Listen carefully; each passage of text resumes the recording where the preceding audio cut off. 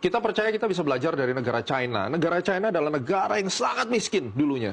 Akhirnya apa? Negara yang miskin ini bisa menjadi negara yang ditakuti sama Amerika karena ada perubahan mental kehidupan.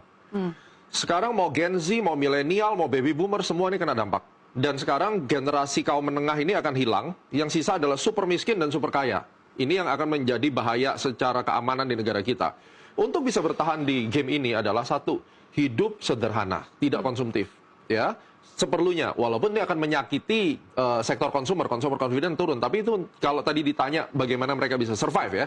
Yang kedua, buat yang teman-teman sekarang kerja di perusahaan, jangan gampang resign pindah-pindah kerjaan hanya karena saya nggak happy di sini, nggak happy di situ. Ini pengangguran udah tinggi dan PHK akan makin tinggi. You punya kerjaan hari ini udah bersyukur gitu ya. Dan sebenarnya ini yang disebut Pak Purbaya, survival mode. Yes.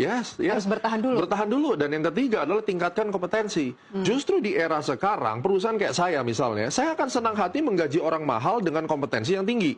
Simple. Jadi kalau sekarang kamu misalnya dari UMR mau naik 3 kali, ya skillmu naik 3 kali. Minimum bahasa Inggris harus bisa bagus. Nah, berarti bisa dapat income yang lebih gede.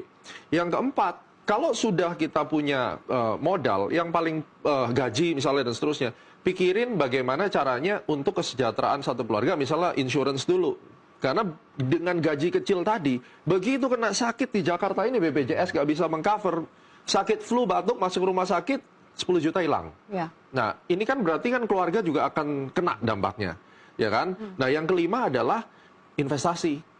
Memang tidak bisa lari, investasi bisa berupa macam-macam, emas atau apa. Jadi memang harus sudah ada sense of crisis, uang ini harus bisa berkembang. Gitu. Jadi nggak bisa kalau dapat gaji lalu kita habiskan. Kalau kita lihat sekarang juga masyarakat tidak paham kalau ini ada krisis. Yang mereka paham adalah government yang salah, dan government juga tidak pernah memberikan literasi, cenderung menutupi everything gonna be okay. Akhirnya ya semua terbuai.